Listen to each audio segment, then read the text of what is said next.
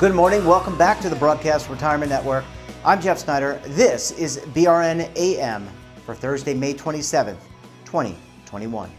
And our top story today, 68% of U.S. consumers are changing store loyalty to save money. Well, joining me now to discuss this and a lot more is Holly Publica. She's a Senior Vice President at Inmar Intelligence. Holly, so great to see you. Thanks so much for joining us this morning.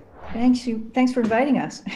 Yeah, absolutely. This is really important information. And having been living in North Carolina for the last 8 months, I've just experienced inflated consumer prices vis-a-vis through gas. So I completely relate to this research. And let's start with some of the basic numbers. When you look at the consumer price index, what consumers are paying in terms of grocery and other core products, it's really going haywire. It's grown significantly over the last few months. Yeah, it has. I think, there's been a lot of demand. There's been some issues with the supply chain. Materials, some materials are getting harder and harder to get right now. So what we're seeing is that reflected in some of the pricing. And if you think about it from a grocery store perspective, they've had to add a lot of safety measures in place. They've had to add staff to clean grocery carts and other things, and those are all costs that at some point or another get passed on to the consumer. Yeah, and I think we're all have been during this pandemic headed out to buy groceries, and it just seems like in the past several months, now that things are reopening a little bit more consistently around the country, and different parts of the country will vary depending on what's happening with COVID. But you look at some of these consumer prices. I look at like the basics, like milk, eggs, bread. Right? Those are toilet paper. These are things that are really going up through the roof, and they're really going up astronomically. Yeah, I think. There's still been a lot of demand. We've done a couple of surveys, and consumers are still stockpiling. I think it took a lot longer than we all thought the pandemic was going to last, and I think people want that security of having basic staples in the house. And we did a survey not too long ago, and they all said they were going to continue to stockpile. So it makes sense. Yeah, I'm sorry, I didn't mean to interrupt. I was just going to say that this does not look like it's going to abate anytime soon. And as you said, it's not just, and I want to get to shopping preferences shortly, because you're seeing a shift in shopping preferences for some consumers. They're taking note. But you look at things like semiconductors. You can't get a car because the manufacturers haven't produced cars in some period of time. People weren't buying cars. They were holding on to their existing cars. So what this really means is it's about getting the supply chain back and running, and we won't know what the supply chain looks like until we know what the new quote unquote normal looks like. Yeah, and there's a lot of factors going into that. I'm sure you've also seen, in the news, just the hiring of people. There's a huge demand to hire, and a big gap in the market right now. So we need all those filled too, as well, because those essential workers also help with us filling that supply chain up. Yeah. So let's talk about consumer preferences. I thought this was really interesting and unique. Consumers are aware. I know when I go to shop, my wife and I go to shop, and we're buying, produce, we're seeing those numbers go up. Mm-hmm. And from the research that you all have done, and I want to kind of unpack this a little bit, both in this segment and next segment, consumers are actually potentially considering switching where they shop. So they're actually aware of this and thinking, hey, I'm not going to shop at Publix. I'm going to go over to Harris Teeter or whatever the brand is in their location. Well, and it makes sense, right? Everybody's looking for the lowest prices. When the pandemic hit, there was a lot of layoffs, so people, were jobless there for a while. So I think, everybody's, looking for places and that they can save money. And grocery, we shop for groceries every week. Sometimes people do, stock up runs. So you may be there even more than once a week. So it's very visible. And so I think we're seeing, some shifts of preference for particular retailers where there's a perception that the prices are cheaper. So I guess brand loyalty, if I've always shopped at a Publix or a Harris Teeter, those are some of the local, they're not sponsors of the program, of course, but they're local here. And, I can't get a certain brand of food that at a reasonable cut, but I can get it cheaper across town. Consumers are doing that. They're saying, I can drive, half a mile away to the other place, get that, and they're actually shifting their brand loyalties a little bit. I think we saw that all throughout the pandemic, right? So in the beginning, you saw people shifting retailer preference based on cleanliness and how well they thought they were doing in terms of dealing with, curbside pickup, delivery, and just the in-store experience, while we figured things out. So that played a role at some point. A few months ago, we saw people were starting to go back into the stores, especially now where, certain parts of the country, we have pretty good vaccine rates going on right now. So people are starting to feel good about going back in the store. So, you're going to see some hybrid shoppers. They're going to continue those e-commerce habits that we've seen since the beginning of the pandemic. But they're going to start to go back into the stores. And it'll be interesting to see how it plays out with gas prices because, the store that may be a little bit cheaper that's a half a mile away, if you're trying to conserve on what you're spending on gas, it may change you might have to outweigh the increase in gas versus the prices, that have gone up in that particular store. Yeah, really, really good point there. And we can't underestimate the importance of coupons, clipping coupons. A lot of Americans who use coupons, they might still get the paper, or they might do it online. There's all sorts of ways to do that electronically now. But even more so, couponing. It's almost like a national pastime, a sport. Are you hearing in terms of the surveys more people saying, "I'm going to cut those coupons out. I'm going to try to get the 2-for-1 deals"? And are you seeing more stores think about offering them as a way to attract more consumers to their location? Well, we've definitely seen an increase in shoppers reporting that they are looking for these deals, but at the same time, they're saying there seems to be a little bit of a gap of seeing them in the marketplace. So, and they have expectations that during this pandemic and all the issues that we're dealing with right now, they expect stores and they expect the brands to be helping them weather this storm. So part of that is, making sure that there are deals on the favorite things that these shoppers are looking for. Yeah. Well, Holly, I want to take a very quick break. You just have to go to a quick commercial break. When we come back, we'll talk more about the Consumer Price Index, what it means for consumers, and shopping going forward in 2021. You're going to want to stay tuned right here on BRN AM.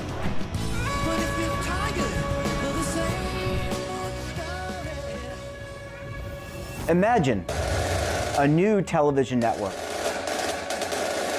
that will make you richer, healthier, and in control of your financial future.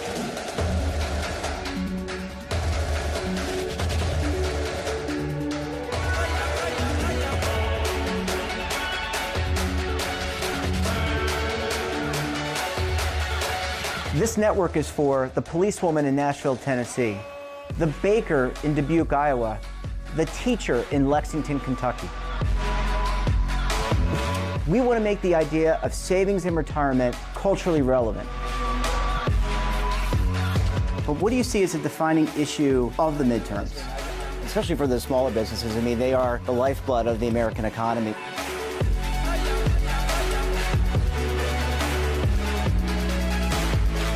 Featuring exclusive interviews, current affairs, and docuseries. 33 years old, you retired early. The philosophy is money only matters if it helps you live a life that you love. But you got to start thinking about retirement as soon as you get in. The Broadcast Retirement Network will drive very high engagement with premium partnerships. So this isn't retirement and savings for your parents or grandparents. This is for all Americans. And we're going to change the way you think about money.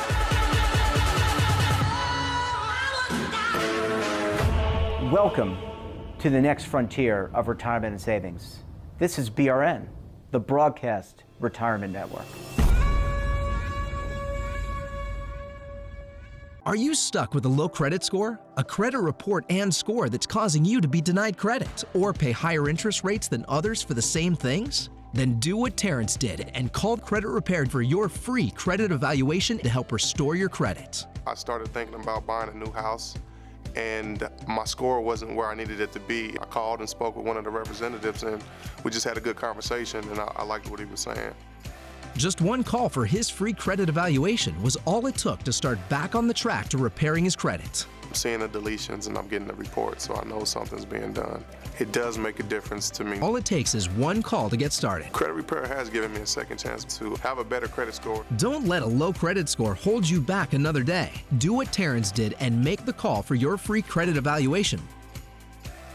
Call 800-819-4152. That's 800-819-4152. Again, 800-819-4152. Welcome back. We're talking to Holly Publica of Inmar Intelligence. Holly, thanks for staying with us this morning. You're welcome. Yeah, this is really important, good information. I want to go back to the survey and let's, you looked at many different types of consumers. Any interesting data or anecdotes that you can give us in terms of maybe a breakdown by income? A lot of people lost their job or maybe may have been furloughed in 2020. That obviously is going to have an impact on what you can spend. They may not have the discretionary income. Some of that may be coming back, but when you looked at the data, perhaps by income, what did it tell you in terms of shopping preferences? We did a pretty wide swath, so we didn't really break it down by income. I think right now that it's pretty general across all age brackets, that we're all noticing the price increase and that people are looking to make sure that they, stretch their dollar. Yeah, and making it stretch as far as possible. Our show, we talk a lot about savings on this show, savings for retirement. When you have inflated prices like this, and so it can really cause you to think more about today, less about tomorrow. It has an impact on your personal savings rate, which, of course, going into the future, you're going to have to buy things like food. You're going to have to rent or buy a house. You're going to have a car or means to get around. So these are issues, whether they're today or 5 years in the future, 20 years in the future, that we're going to be dealing with. Yeah, I'm very close to at some point retiring, and I think about it every day. I know I'm only a focus group of one. It's less of a worry because I'm employed right now. But then when you get on a fixed income, it becomes even more important. And so the increase in prices. If you've got a small family, even of four, it costs a lot of money to feed a family of four in America right now. Absolutely. When you think about, the smaller businesses, there are smaller grocery stores, there are larger big box stores, and you think about the smaller business, and they've really been hit exceptionally hard. I think some of the larger stores were able to really gin up and get their online presence really, if they didn't have one, they really were able to gin that up. Small businesses really hit hard and are looking to kind of restart things. Look around the country, there are small business grants and programs that governments are putting into place. But when you look at maybe a year from now, who is in the best position going forward? Is it the big box stores, or will customers come back to the smaller boutique-y types of places that are offering food that people want? I think it will come back. I always talk about, I know my mom lived through polio when it was running rampant, and we've survived a lot of things over the years, and there's these blips, but eventually things come back to normal. So I think we also saw, if you look at New York City, the bodegas really kept New York City, alive during the pandemic. They were the local store that they could get to, quickly, smaller format, probably less crowded. So I think we'll see all of this come back at some point or another. It's just a matter of time to get everything under control and back to normal. Yeah, and we don't know what normal. What is normal going to look like? Is it going to be people working hybrid, home, in the office? How long does it take if we are going to be going out to concerts and different events? are going out to eat more frequently. What does that look like? Here in Charlotte, we've kind of completely reopened. We have 100 restaurants at 100% capacity. That may not be the case for some restaurants in, for example, New York City and other places. So I think we have to kind of see where that goes. We're coming into the Memorial Day holiday next weekend. That typically is a time for Americans to get out, go on holiday, go on vacation, maybe go see relatives. Typically a little bit higher gas prices. Anything you're anticipating outside of gas prices? Will we see continued inflation? People maybe saying, hey, I may want to press pause or limit my travel?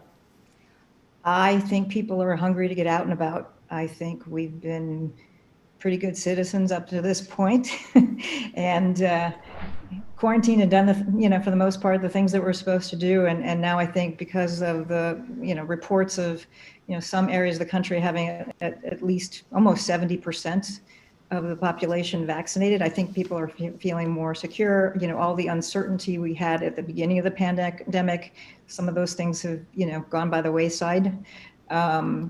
So I think people are anxious to go outside, and fortunately right now it's summertime. So, if it costs a little bit more to get in the car to go outside and picnic with your family, I think people will spend the money.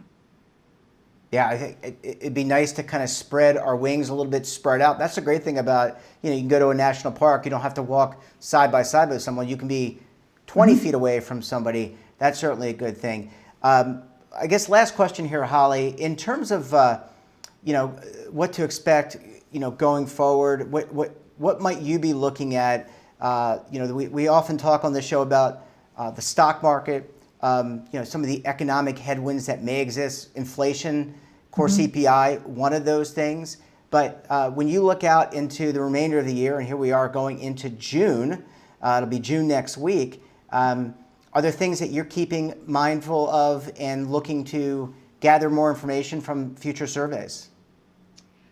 Yeah, I'm kind of interested right now in the speed of delivery. It's gotten a little crazy. Do shoppers really need something delivered in 10 minutes? What are the impacts of that, at some point? So kind of watching that, especially, if you've all gone e-com, shipping is free right now. How long is that going to last? I think that's probably the next thing that I'm going to focus on. Yeah, I'm sure. Look, if I were I think right now the organizations, the companies are probably eating a lot of those shipping costs. But to your point earlier in segment one, they're going to push that along if they can to the consumer as soon as they can, right? Because that is impacting the bottom line. And they're going to want to hire, right? I mean, they're going to, if they can expand their operations, they can expand their reach. I would think that they'd want to hire more people. To do that, they're going to have to ensure their profitability long term. Yeah, absolutely. So it'll be interesting to see the dynamics on that, Yeah, absolutely. Well, Holly, we're going to have to leave it there. Really appreciate you joining us on the program. Thank you so much for joining us this morning. We look forward to having you back on again very soon. Thank you so much. And that wraps up this episode of BRN AM. Have a topic of interest, someone you think we should talk to, then drop us a line. And don't forget, for all the information in retirement markets, technology, personal finance, so much more all in one place, check out today's edition of our daily newsletter, The Morning Pulse. We're back again tomorrow for another educational, entertaining, and exciting edition of BRN AM. Until then, I'm Jeff Snyder. Stay safe, keep on saving, and don't forget, roll with the changes.